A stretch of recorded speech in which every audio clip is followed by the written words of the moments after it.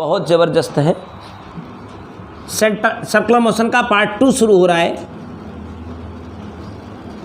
Motion in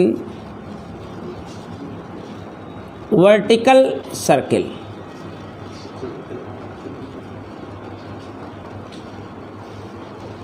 IIT advance target करने वाले लोग इसे बहुत गंभीरता से लें, क्योंकि 1 से 2 क्वेश्चन आज ही बन जाएगा, दोबारा कभी लेक्चर की ज़रूरत नहीं पड़ेगी। अब बोर्ड वाले अपने कुछ सवालों को बनाने के लिए खड़े होते हैं। मोशन इन वर्टिकल सर्किल क्या है वो समझिएगा। अभी आप धागे में बांध के ऐसे घुमा रहे थे तो इसको आप हॉरिजॉन्टल सर्किल भी कह सकते थे। ये वर्टिकल सर्किल का क्या चक्कर है यार? हाँ, ऐसे ऐसे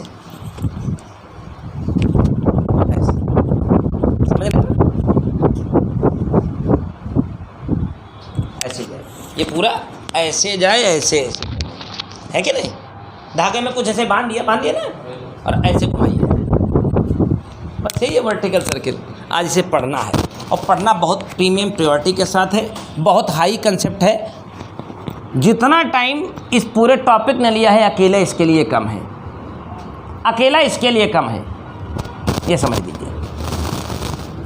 ये था मोशन इन वर्टिकल।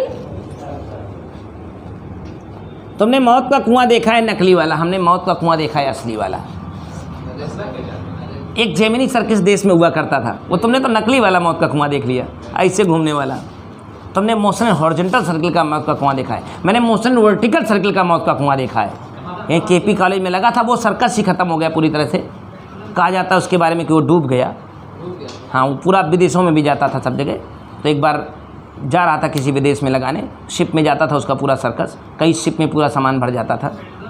हाँ नहीं, हाँ ऐसे पूरा उसमें 6 मोटरसाइकिल चलती थी, ऐसे ऐसे होके आती थी, ऐसे ऐसे।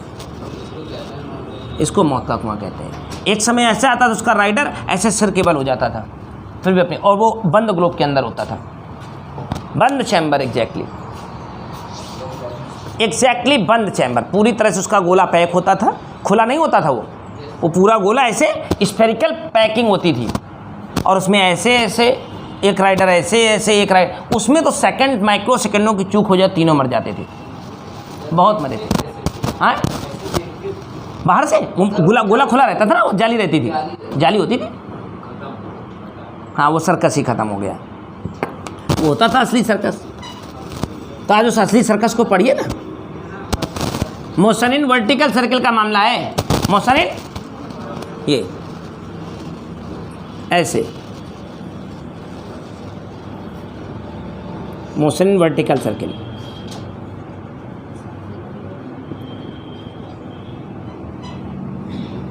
एक रस्सी ले लीजिए, उस रस्सी में कोई एक छोटी पार्टिकल, छोटा कंकड़, छोटा पत्थर बांध लीजिए। इस रस्सी की लेंथ को हम स्मॉल l कह देते हैं। पत्थर बांध दिया है तो पत्थर का वजन किधर को काम करेगा? यस, किसी भी बॉडी का वेट हमेशा, अगर आप अर्थ में रहते हैं तो धरती माता की तरफ। अगर कुछ एंगल यहाँ तक पहुँचा है तो यहाँ कुछ एंगल तो बनाया ही होगा, और इसे ऊपर चढ़ा के ले जाना है तो बिना वेलोसिटी दिए भैया ऊपर को तो नहीं ना चढ़ेगा। तो यहाँ कुछ ना कुछ वेलोसिटी हमने दी है। जैसे आप इसको देखिए, क्या है ना, आप इसे हाथ में पकड़े हैं और इसको ऐसे पकड़े रहें, ऐसे कहते हैं भैया तो चढ़ेगा, देनी पड़ेगी। जैसे मान लो गर्लफ्रेंड को झूला झुलाने गए हों आप पार्क में, पीछे झूला झुला रहे हों, रुक जाबे, वो झूला झुलाने की बात कर रहा हूँ, अच्छे से झुला रहे हो मान लो, और झुलाते झुलाते तेजी से इतना झुला दे पार कर जाए। आप समझ रहे हैं कि नहीं?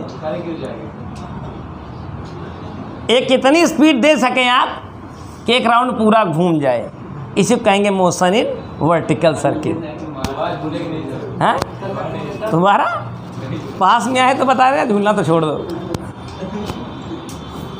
वेट किधर को लगेगा?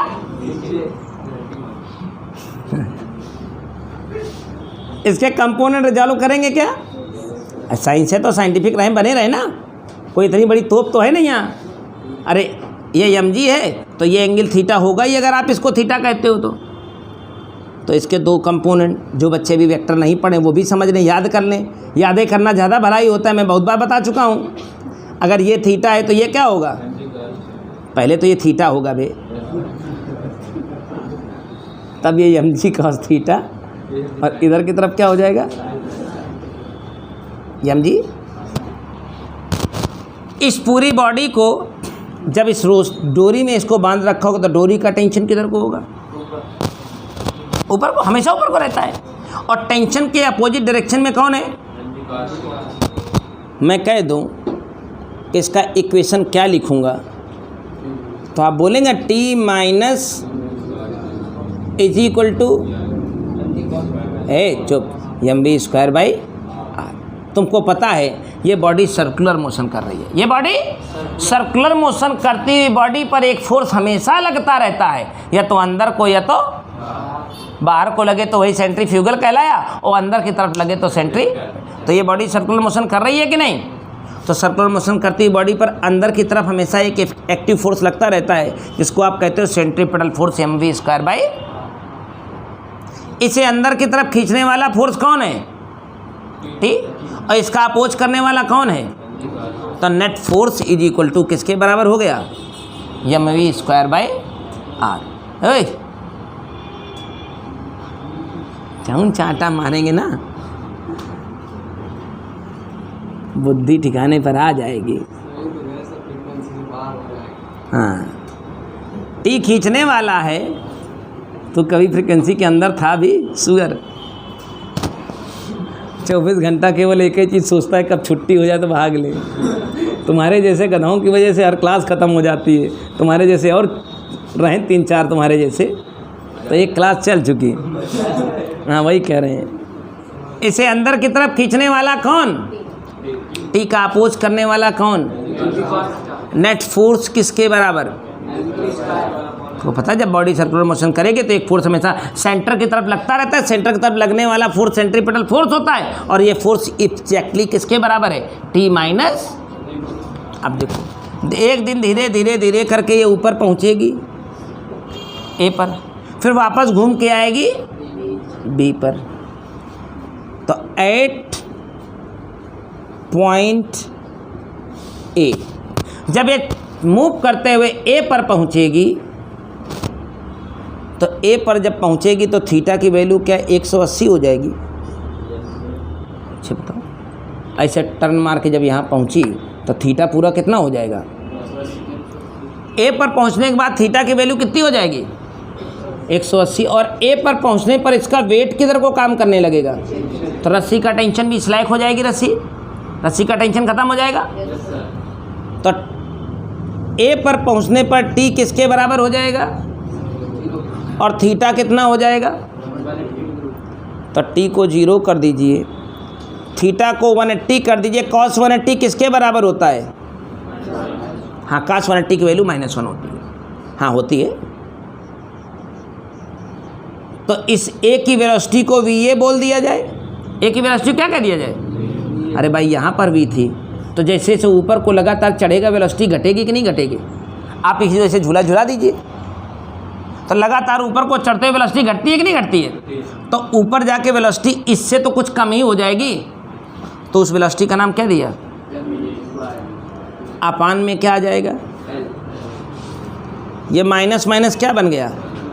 यम को यम से काट डालें, यल को इधर भेज दें और आपको वेलोसिटी के बारे में बता दें रूट। तो टॉप पॉइंट पर जब भी कभी वेलोसिटी की बात आएगी ऐसे सर्कुलर मोशन में, वर्टिकल सर्कल में, तो टॉप पॉइंट पर वेलोसिटी किसके बराबर हुआ करेगी?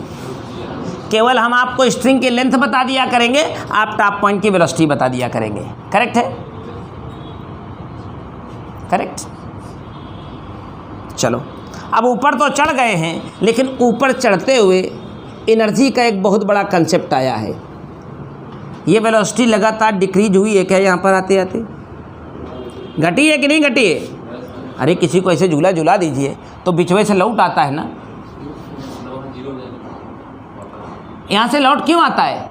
क्योंकि यहाँ जीरो हो जाती है। लेकिन अगर ये चढ़ता चला गया, लौटा तो नहीं ना, आगे बढ़ जाएगा, मतलब कोई ना कोई वेलोसिटी जो भी यहाँ पहुँच जाएगा तो वो लौटेगा नहीं।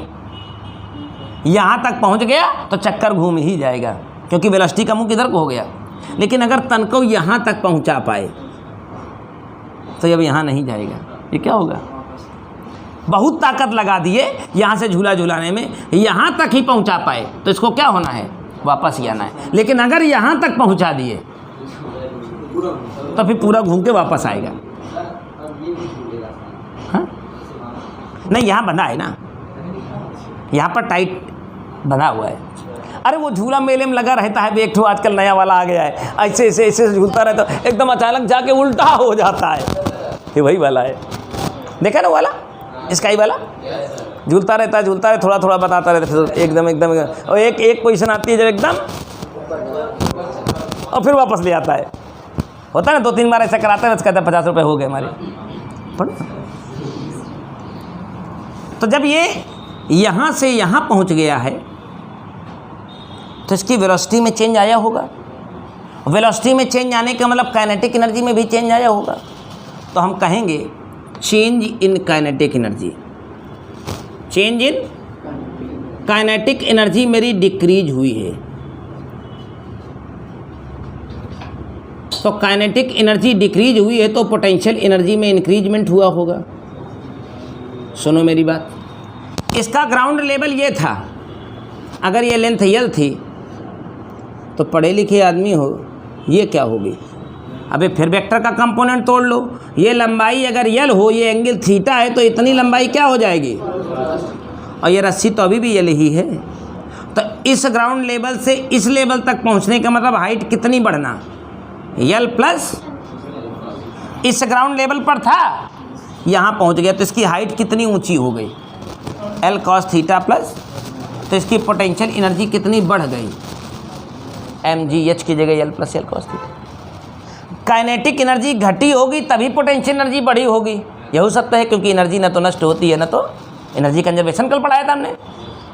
तो ऊपर को जब चढ़ी तो यहाँ वेलोसिटी हाफ mv स्क्वायर थी, यहाँ पर चढ़ के कितनी हो गई? हाफ mva स्क्वायर, और va स्क्वायर इसीलिए निकलवाया है। हाफ यम सब कॉमन लेके काट दो, 2 को ऊपर भेज दो, v स्क्वायर, va की जगह gl, va की जगह, और ये दोनों को उधर भेज चुका हूँ तो 2gl, 2 गुणा गया ना इसमें, प्लस 2gl cos थीटा। तो v इज इक्वल टू, ये gl उधर चला जाएगा तो कितने gl हो जाएंगे? 2gl, और ये किसके अंदर? क्योंकि v स्क्वायर था ना। ये वो वेलोसिटी का जनरल इक्वेशन हो गया जो आपको कभी भी थीटा की वैल्यू पता होने पर मिल सकता है। दिखाऊं? जब आप यहाँ से आप टॉप पर गए थे तो थीटा 180 हो गया था। ज़रा थीटा को 180 करो, कॉस 180 -1 होता है, और 3 में 2 निकल जाएगा, 1 बचेगा। देखो यही रूट जीएल था, यही रूट। अब आप राउंड पूरा करके यहाँ पहुँचेंगे तो आपको पता है सबसे तेज़ रफ्तार यहीं होगी, सबसे तेज़ रफ्तार। लेकिन राउंड पूरा करने के बाद थीटा 360 हो गया, चाहे उसको 0 कह दो, थीटा 360 हो जाए चाहे 0 हो जाए, काश 0 की वैल्यू 1 होती है, काश 0 की वैल्यू, तो ये कितना जीएल हो जाएगा? 5 जीएल। इसीलिए कहा जाता है यहाँ पर वेलोसिटी √5 जीएल है। बहुत दूर मत जाओ, नीट 2019 चले जाओ तो इतना ही पूछा था। एक रस्सी है ये लंबी, वर्टिकल सर्किल में पिंड को बांध के घुमाया जा रहा है, लोवेस्ट पॉइंट पर वेलोसिटी कितनी होगी? √5 जीएल। इतना ही पूछा था, लोवेस्ट पॉइंट पर वेलोसिटी कितनी होगी? कितनी होगी वो? √5 जीएल। देख लेना, सुअर थीटा की वैल्यू 0 कर देगा तो 3 2 कितनी हो जाएगी? काश 0 की वैल्यू 1 होती है तो कितना हो जाएगा? ये पकड़ा कि नहीं? अभी सवाल ख़त्म नहीं हुआ है, अभी टेंशन की ज़रूरत है मुझे। अब मैं अगर इस टेंशन को निकालने जाऊं तो यहाँ से t बराबर क्या हो जाएगा? mv square by L, mv square by plus mg cos theta plus mg। ये वेलोसिटी जो कि जनरल इक्वेशन जो पाई है वो यहाँ सजाई, m/l, वी स्क्वायर का मान निकालने में क्या होगा?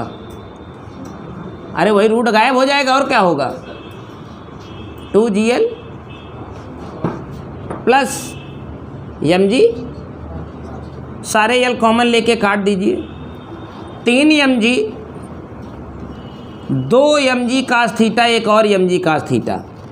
तो इसको कुछ ऐसे लिख सकता हूँ, 3mg cos थीटा। बोलो, अरे ये केवल यल ख़त्म हो गए हैं तो 3mg ये हो गया और m इसमें गया तो 2mg cos थीटा और एक और mg cos थीटा, कुल मिला के कितना हो गया? तो टेंशन की ये रही इक्वेशन आपकी। अब देखो थीटा केवल बता दो, जगह जगह का टेंशन हम आपको बता देंगे। आप कह दो यहाँ पर तो थीटा 360, 6mg। आप कह दो यहाँ पर तो थीटा 180, थीटा 180 cos -1 हो जाएगा, ख़त्म, तो टेंशन 0। और बाकी कह दो हम यहाँ टेंशन चाहते, थीटा को कर दो 90, तो 3mg। यानी थीटा की वैल्यू भर जानते रहिए, टेंशन पाते रहिए।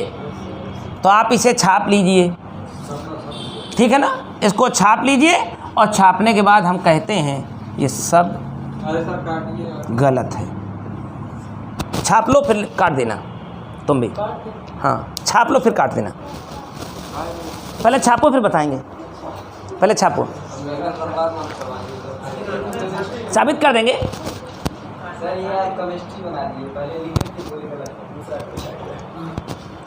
हम साबित कर देंगे कल की क्लास में।